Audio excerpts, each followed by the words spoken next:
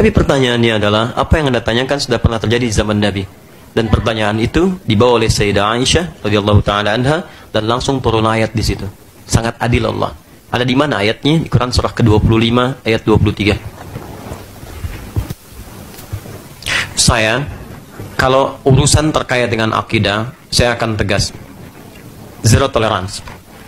Tapi kalau terkait dengan urusan-urusan hukum, sepanjang ada dalil menyampaikan demikian, maka saya akan buka sejelas-jelasnya. Tapi juga jangan dipermudah. Ingat baik-baik. Lihat baik-baik ayatnya, Quran surah ke-25 ayat 23. Ini terakhir yang kita bahas. Wa qadimna ila ma 'amilu min 'amalin faj'alnahu haba'an manthura. Sayyidah Aisyah bertanya kepada Nabi, "Ya Rasulullah, si fulan itu orangnya dermawan sekali. Nyumbang sana, nyumbang sini, makan ke orang Islam juga ngasih dan sebagainya. Bagaimana statusnya di akhirat? Masuk surga enggak?" Apa jawabannya?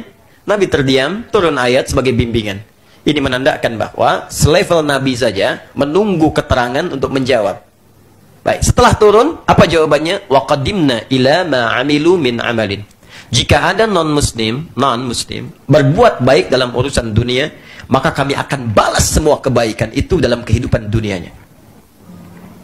Adil kan? Anda bekerja untuk urusan dunia. Anda beramal untuk urusan dunia. Kata Allah, maka saya kan harus adil. Saya balas dengan semua kenyamanan dunia sesuai dengan kadar kebaikannya. Dia disanjung orang, diapresiasi, bertambah, lancar pekerjaannya, itu dunia. Jadi kalau ada orang berbuat baik dengan orientasi dunia, bukan akhiratnya, maka orang itu, kata Allah, saya akan balas dengan semua kenikmatan di dunia secara cepat. Wa qadimna, kami segerakan. Adil sekali. Allah tidak menunda. Anda berbuat baik untuk dunia, saya jawab, kata Allah.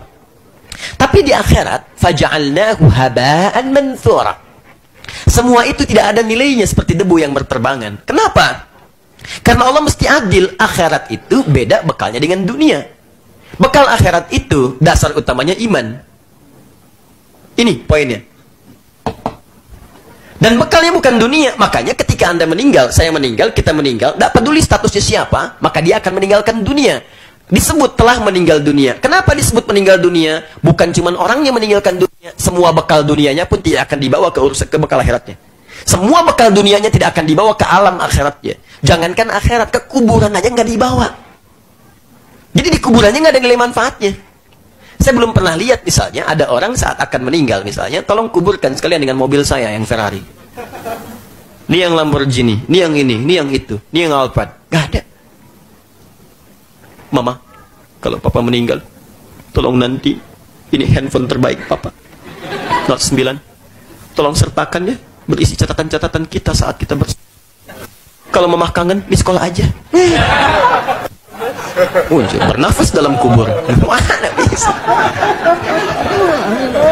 Bisa. Handphone tidak, rumah tidak, kendaraan tidak. Itu kan dunia. Maka akhirat aja nggak dibawa gitu. Alam kubur aja nggak dibawa, apalagi akhirat. Kenapa? Karena bekalnya dunia. Jika Anda ingin sampai bekal itu ke akhirat, maka bagaimana mengerjakan itu semua? Dasarnya iman. Ini poinnya. Misal, jangankan urusan ngasih ya, saya mau minum aja. Ketika saya mau minum, kemudian saya akan minum, minuman itu akan jadi bekal akhirat. Ketika saya niatkan karena Allah, minum dengan iman. Begitu saya mau minum, saya ucapkan Bismillahirrahmanirrahim. Atau singkat Bismillah, maka saya minum. Kalimat Bismillah itu yang merubah perbuatan minum menjadi ibadah. Ya, si minumnya menghilangkan haus. Jadi kalau orang nggak baca Bismillah pun hausnya hilang. Cuman sekedar menghilangkan haus, ke akhirat gak dibawa. Tapi saya saat ucapkan dengan iman saya Bismillahirrahmanirrahim, maka dituliskan pahala 10 kebaikan. Itu ada di Quran surah ke-6 ayat 160. Man jaa bil hasanati falahu asyru amsalihha. Siapa yang mengerjakan kebaikan yang bernilai akhirat, dia mendapatkan bagiannya. Maka ketika saya ucapkan Bismillah dengan iman saya, maka berubah pekerjaan tadi disebut pindah, bertransformasi dari amal menjadi amal soleh. Dari amal, kalau amal ini masih standar. Semua perbuatan yang baik bisa disebut amal, rutinitas. Tapi kalau saya kerjakan karena iman, berubah jadi amal soleh. Nah, syarat masuk surga, kalimat surga pertama yang disebutkan dalam Al-Quran itu ada di Al-Baqarah ayat ke-25. Syaratnya iman yang bersanding dengan amal soleh. Paling kanan sebelah atas. وَبَشِّرِ الَّذِينَ آمَنُوا وَعَمِلُوا الصَّالِحَاتِ. Jadi kalau ada teman Anda yang baik, tadi disebutkan dan sebagainya, kalau masih hidup, doakan supaya dia mendapat hidayah. Itu pemberian terindah yang bisa kita lakukan. Jangan difonisi. Cuman dunia, di akhirat sengsara kamu. Tidak. Kita doakan dari jauh, ya Allah berikan hidayah kepadanya. Ya Allah saya tidak ingin berpisah dengan dia. Ya Allah jadikan manfaat dalam kehidupannya. Tapi kalau dia teman-teman sekalian gagal di sini, maka Allah dengan segala keadilannya, dunia dibalas, di akhiratnya semua kebaikan itu menjadi debu yang berterbangan. Lihat dahsyatnya. Kenapa debunya terbang? Kalau debunya mengumpul, maka dia punya massa. Dia punya berat. Ditimbang dan Allah harus adil. Tapi kalau terbang, dia hanya akan menatap, nggak ada nilainya. Saya tanya pada Anda, kalau Anda ikut ujian, nilai yang dicapai harus sempurna 5. Syarat kelulusan. Anda hanya lulus 4, gagal 1. Apakah lulus ujiannya? Bisa masuk kampus? Tidak. Dia lulus ujian yang lain, memberi derma, tawadu, macam-macam. Cuman gagal 1 ujian iman.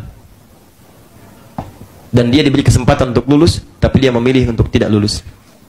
Dia diberi kesempatan untuk beriman, tapi memilih untuk mempertahankan apa yang ia yakini. Maka Allah pun memberikan apa yang ia telah siapkan. Sangat adil.